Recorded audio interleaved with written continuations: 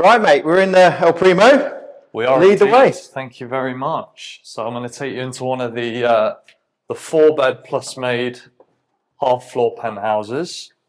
Half floor. Now, what's the size of these? So these are 5,300 square feet approximately. So you've got a 01, you've got a 02 series. The 01's a little bit smaller just because of the storage room. Right, you have that in front of you. You have this absolutely insane view in front of you. I mean, you do not get better than this. This is prime, El Primo, prime Burj Khalifa downtown views. This is the one, isn't it? It doesn't get better than this. And obviously we discussed before about being on that first line of downtown. I mean, you really get a feel now for what that actually means. With this is prime. Around here. Yeah, I mean, it's sensational. You've got obviously the world's tallest building in front of you. Literally there. Literally in front of you. You know, it's hard to actually put into perspective for everybody watching how significant that structure actually is in front of us. And obviously at New Year, fireworks coming out either side. You've got obviously the fountains going off, and even at night, you know, this whole building is lit up. It's fantastic. It looks absolutely incredible. So you've got that there in front of you. You've also got just down there, you've got the Opera House, which obviously is a beautiful venue. Which is the Opera District, obviously. We're in the Opera District. Which is like, it's fantastic. And the Opera itself is what a wonderful venue. It's wonderful. It's so classy. You know, it fits in so beautifully with this building. Like we said before, you know, over 75 floors, but limited to less than 100 residences. So if you're living here, you really do get that feel of exclusivity. And of course, you've got DIFC just down here as well. You've got all of it, yeah. So obviously that's where we were previously in the Kempinski over there. You've got the whole of DIFC coming just over here as well with DIFC 2, but then you obviously got the original DIFC in Sheikh Zayed. You can even see through the gap, which is amazing. One's a bill. That's iconic now, isn't it? It's iconic. So, you know, from this apartment, you really have got it all. You don't have to get up to see any views. And obviously we'll see in the back in a minute. You've even got the sea view. I mean, so you got basically got like a 270-degree view, right? You've got 270-degree. And obviously the mirrored layout on the other side gives you the business bay skyline. So really it comes down to preference, whatever you want. This here today is the 02. So it is considered the slightly more desirable layout because you do have I do think that's the selling point, isn't it? That's the showstopper. And, you know, realistically, the way that the layouts are typically done here, this is your kind of dining area. So if you can envisage a dining table here, you're dining and you're overlooking that. I mean, it's just absolutely ridiculous. What strikes me in this one, as soon as you walk in, you've got a blank canvas. Yeah. You can literally go interior designer, do damage. What can you do here and make something really impressive? You can. I mean, you've got this wall here where potentially you can have a huge TV. You've got the link points there on the back wall where a lot of people put the TV in. They kind of put a big sofa area here. But yeah, I mean, realistically, you could have 3 or 4 separate living spaces within this one space. This is a key selling point of the open kitchen, great for entertaining. Yeah. Let's just take a look outside. I just want to show you the guys quickly. It's a bit warm today, but to your point, just to get a real immersive view. I mean, this is a great balcony to have. It is. And then we just come out and you just got this incredible, look at that. I mean, that is, you've got some iconic landmarks here. This is literally the heartbeat of downtown, isn't it? This is what it's all about, you know. When people see a postcard of Dubai and downtown, this is what they think about. Dubai Mall over there, walking distance. Spoke about it here, Burj Khalifa. You've got obviously the fountains here, the Opera House here. And the crucial thing that we also touched upon in the last video, this cannot be built in front of. That is gold. It's gold. You know, it can't be built even to the left or to the right. So that's your value proposition there. We'll be link it back to what we discussed in the podcast. It literally talks about value proposition, scarcity, and look, how many residents? I mean, less than 100. Less than 100 residents. Yeah. So effectively, you have the cream of the cream living here, right? Yeah, but in terms of downtown, we spoke about what is the best building in downtown today. I mean, you can't sleep on this. It has to be this, just purely due to the fact that as a resident here, you will never be disrupted by construction. Yep. You'll never be on red alert about what can be built around you. You've got these unobstructed views to some of the best landmarks in the whole city. You've got the world's biggest mall within a walking distance. I always get lost in there, man. I've lost a car once in there. That was disaster. It was literally about an hour. It took me an hour to find it. Horrendous. So don't do that. No. Remember exactly where you park. Take a photo, memorize it. But just a quick one, mate, because obviously this is one of your key sort of like stable, asset class that you work with. Yeah. What sort of pricing per square foot are we talking at the moment? We're realistically now at a point where we're talking about 6K per square foot. 6,000. Yeah, that's really reasonable. It's really and what reasonable. you're getting is 6,000. You compare that like to the Palm now. Yeah. Obviously, different proposition. Yeah. You're going north of 10, aren't you? Yeah. I mean, I came from a property this morning, 10,000 per square foot on the first floor. Granted, amazing views. Top brand, Dorchester, top developer, Omniat. But you're effectively paying half the price to be here. And actually, if your preference is to be here in the first place, you look at it and you go, wow, that's good value for money. And the good thing for the viewers, we have some little gems in here, don't we? Yeah, we do. So we'll talk more about it later. So this is going a bit cooler in here. A bit nicer in here. So you've got the main layouts here, obviously, and then you're going to kindly just show our viewers, obviously, which way would you like to go? So we go left, right? Which way? I think probably this way is the best way to start. So we get to the master bedroom first. Now, critically, in these layouts, the master is completely segregated from the rest of the apartment. That's unique. That's nice. Added privacy. What they've done here is they've put all the storage space and the wardrobes behind the bedroom so that it's not cluttered living in terms of the actual sleeping That makes a lot of area. sense. And of course, they're taking advantage of the premium view, aren't they? They're taking advantage of the premium view. And one sort of added value to Il Primo, which not a lot of people realise, is some of these walls are gypsum.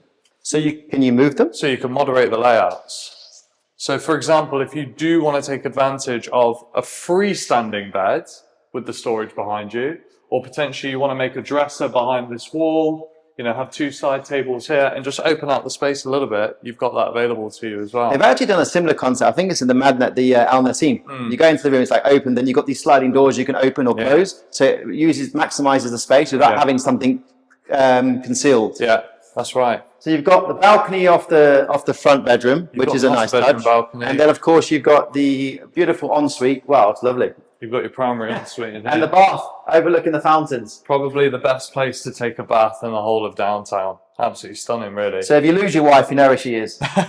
She's in the bath, glass of wine, looking over downtown. You've got 5,500 square feet, but you can probably guess where she's going to be. 100%. So really nice, cut off from the rest of the apartment. In Il Primo, you get these two different types of finishings as well. So this one is kind of a light khaki colour. Yep. The other ones have got the darker brown. They're like the more traditional, the dark, aren't they, sometimes? This is a slightly offset.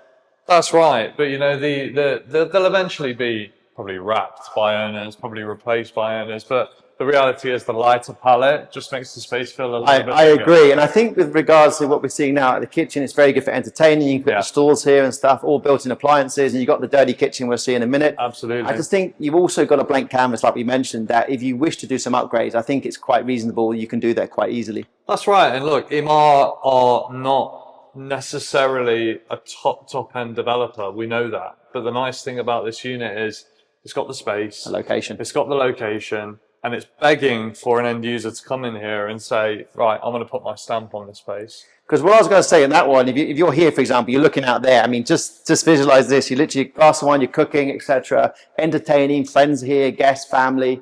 And, you can create something really special here. And I think high net worth is what we discussed in our podcast. Yeah. This is perfect, isn't it? It is. And look, we talked about how it feels to live here. I mean, just over there, you've got an inbuilt coffee machine. You grab your morning coffee, you come around here, you've got some pastries, orange juice, water, whatever, you're serving it up. You've got the best view in the world in front of you. You sit down there with the kids, the family, the dining table there. You've got the opportunity to sit down over there on a lazy Sunday, enjoy a bit of TV. This view never changes. I'm very impressed. Thank you for bringing me here. And I think the viewers will really see what luxury is. And I do think that's a word thrown around a lot. Yeah. But this has the potential to be something very special once it's all complete and ready. It does, yeah. And to be honest, not a lot of people have tweaked it so far because they are happy with the marble, the finishings. So here's your dirty kitchen. So this is great for your prepping and stuff. Great for occasions. You can get the team in, they can cook, get everything done, and then entertain. Exactly. And this is where we go to the other side, right? This is all the other bedrooms, correct? This is where we go to the other side. So critically, we'll get to it in a minute, but you've got the maid's room there. So obviously, if you want everything disconnected in terms of maid, cooking, everything, they can just use the back entrance. Love it. And so when food's served in the front, it just looks like it's been pre-prepared, but obviously everything's been taken care of. Nice touch there. It is, absolutely. So then we'll go into the secondary suite. So again, they've not tried to hold back whatsoever with regards to the en-suites. We can obviously have a look at what the view is like out the back. So this is where you get this 270-degree element. Yeah, I mean, look, it's you got to the right, you got DIFC, you got the Business Bay downtown skyline here, and of course you're over in a clear day. It's a bit muggy today, humid. You got the ocean, which is what, it's a couple of kilometers that way. That's it. And look, we're in downtown, so we have to. There has to be some idea, some knowledge of the fact that you're going to be surrounded by skyscrapers everywhere. Yeah. But when you're buying into downtown, you're buying in for that reason: the hustle and the bustle, where things are going off. Very sort of condensed living. You're bringing sort of like a Manhattan skyline vibe here, aren't you? Right. So you got best of both worlds. That's right, exactly. So people that buy here, they love all this, you know. You'd come out here, you think, right, okay, there's a few buildings overlooking you, there's a few buildings in sort of near distance, but actually that's why people are buying here. They like that buzz, that feel of really being in the heartbeat of the city. No, I can see that. And and what I like about it is the interconnection, isn't it? Everything's connected, which is really nice. That's it. Everything's on a walking distance. So obviously now the heat is calming down, the weather's getting a lot better. Eventually you'll just be within walking distance of absolutely everywhere. No, I get it. And so 6,000 dirhams a foot, that gives us a nice touch. But where are we talking in terms of price point? So price point now, we're sort of hovering around that 30 million mark. Well, I think it's fantastic value. Yeah, it is. And, you know, the 5 beds are sort of 55 plus, which are the full floors, which we'll talk about, obviously 11,500 square feet. I like this feature, like the walking, the shower, but you've got, you're literally down DIFC there, and you've got, actually, surprisingly, it's got natural light, isn't it? It's got natural light, obviously a stunning view once again. This is probably going to be the least used bedroom out of spare bed, basically. Yeah, absolutely. This is where you've got an overflow of guests and somewhere to put them. But we've seen people turn these into informal TV rooms, studies, you know, a bigger office, even a walk-in wardrobe, couldn't you? Cigar rooms, whatever, you know. Wine, an extra addition to your wine cellar, perhaps. You can do absolutely what you want with this. And the nice thing is, if we come out here and turn to the left, we've actually got an extra room on top of the maid's room. So this could be like a pantry. This could be whatever you want. Pantry, it could be storage, it could be, it could be extra laundry. You can put anything here, can't you? We were with a client on another floor that closed on a unit in here, and their idea is actually to turn this into a bit of a nursery. Why not? It's a good size. Yeah. It can even be a kid's room, you know. You could comfortably have bunk beds in here if you've got twins. That's a valid point. You know, it's not small. It's actually quite reasonable. It's 4.5 bedrooms, this apartment. I would not say it's a 4-bed plus maid, which is obviously another added value factor. So if we come around the back here. Now this is where we talked about the maid room, wasn't it? It is. So the maid's room is just through here. That's a nice touch. You've got is this their private? This is the powder room. Powder room. Yeah. Wow. So the ensuite. That's pretty big for a powder room. Absolutely, it's lovely. So again, really nicely done. Yeah. EMAAR don't overcomplicate things, but also as well, it leaves that room for customization. 100%. If somebody wants to come in and put their own stamp on things. And this is interesting. You've actually got extra storage. You have. So this is the one aspect to the 02 series that the 01s don't have. That's actually a good differentiator, because a lot of people living in high rises, where they put the bikes, where do they put the suitcases? That's right. Where they put, and you know, you've got so much stuff, luggage, everything that you can think of, even stuff that you just want out of the way. You know, you've got guests over, maybe children's toys, whatever, just fling them in there. You know, you've got maybe some extra chairs for the dining table you don't want people to see, cushions, whatever it may be. It's actually well thought out. It is. It is. And it brings you back to that open plan again, which I like. So it flows really nicely. Yeah, and Martin, to be honest, you do not get in a standard apartment, a standard luxury apartment, this level of space anywhere. really across Dubai. It's very, very bespoke in terms of the sizes. You know, if we look at address buildings nearby, Kempinski buildings nearby, they're putting 4 bedrooms into 2,500, 3,000 square feet. And in terms of that usable space, you do feel like you're a little bit crammed in. It's tight. You'd rather have comfortable living. And that brings us back to the point we talked in our podcast, doesn't it? Like in the Boulevard, that fantastic apartment there. But essentially, a lot of high net worths are moving to Dubai for, they want space, they want location, they want to be close to all the logistic hubs. And I think on that note, what is the rentals now? Because that's something a lot of people are looking at, aren't they? Looking to acquire these assets, generational wealth play, and looking to hold them for 5-10 years. But what is the rental sort of guidelines now? Just give the viewers an understanding what you can rent these for. Yeah, so furnished to something. Absolutely. So we're now sort of into that point where we're looking at between 2 and 2.5 million. So relative to obviously €500,000, is that right? Give or take? It's a little bit more than that, yeah. So you're talking about sort of 800,000-900,000 euros. So again, that's still a chunk of change. Yeah. It is. But you know, actually, sorry, a little bit less than that. We're talking sort of around that in dollars. So it's very, very good value for money. Again, what I would say about this is you've got villa living in the downtown area. Sky villas, basically. It's a villa in the sky. So if somebody wants that space, then obviously this is the perfect solution to give you the best of both worlds. In terms of the yields, I mean, look, we know that there's an inverse, relationship between capital appreciation and rental yield. You know, if the price goes up, then the yield goes down. But basic economics. That's it. But you know, if you're getting 5%, 6% in a building like this, you're also getting the appreciation to go with it. Well, this is something we discussed, isn't it? I mean, trophy assets tend to be lower ROIs, basically, return on investment. However, the capital appreciation tends to go higher because they're very unique. That's right. It's like Zone 1 London, right? That's right. So any major city where you've got your prime, that first core, yeah. I mean, that's why I say destabilize assets. And if you look at the market now, I know you've been speaking to me about a few of your big clients. They're all looking for trophy assets now with stability that offsets any issues down the line. And when there is a problem with the geopolitical or it's money devaluations or anything like that, what you find is the assets that are premium with limited scarcity and so forth, they tend to perform much better and hold their value. So resale value, you've seen this in this building, and now it's coming to handover. Some have handed over. You're starting to see the uplift, aren't we? Yeah, and look, I come back to it, and I'll stand by this. A building like this will never, ever, ever be out of demand. It's impossible for this building to be out of demand because of the location, because of the living proposition. It's impossible.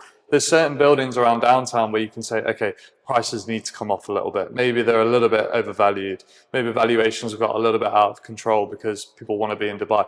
This building is only heading and continue to heading. So ideally, it's a value proposition. And if you look at cost of replacement across the globe, in the global index, this represents fantastic value. I honestly, I mean, people think I'm mad, but I don't see why apartments in this building can't sell for 10,000 per square foot. Well, you think what was traded recently in different areas of Dubai. You got the Jumeirah Bay, you've got the Palm Jumeirah, obviously. You have got some of the penthouses we discussed that obviously in that threshold. That's right. And I think if you compare the apples and apples, this is significant value.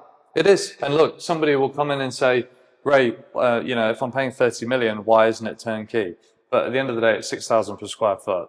And if you come in here and you really put your stamp on the place, you put some world-class materials in here, different types of marble, different types of, travertine. You customize it, basically. You really customize it. We are going to get to a point in this building where these apartments are going for 45, 50 million. Because again, where are you going to be in this area of Dubai where you're watching the fireworks, literally from the balcony, sat in your pajamas, front row seat? You've got DIFC, which is 5 minutes away. You've got Dubai Mall, which is 5 minutes away. The beach is 15 minutes that way. So you're central. And for you guys that are just following this, and just to give you some insight, I mean, you've hit on every sort of metric now, and like tick box. The locations tick. Yeah.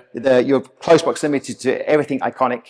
You've literally got for the finances and the big bankers down the road. They literally 5-10 minutes from DIFC, so it's perfect. Yeah. People that are coming in, they love, especially from a leasing perspective. I mean, could you imagine if you had this on, are you allowed to do short term here, just out of interest? You're not.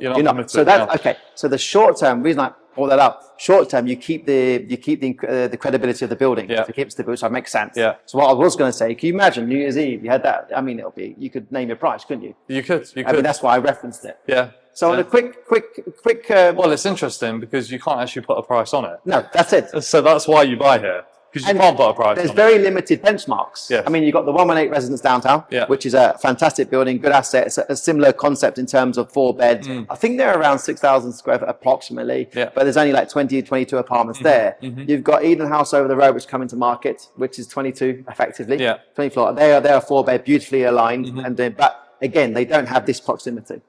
You don't have this This is grade A. This is your AAA star. It is. I mean, I could rattle off. You know, you've got W Residences downtown, which is over there in the distance. We can just show it. You've got St. Regis, which is coming next door to this building. You know, you've got buildings like the Lana. You've got buildings like Volante, but none of them have an unobstructed first line view of the Burj Khalifa and the fountains next to the Dubai Opera House. Even the St. Regis next door. I'm a huge believer of the St. Regis brand. I think it's absolutely unbelievable.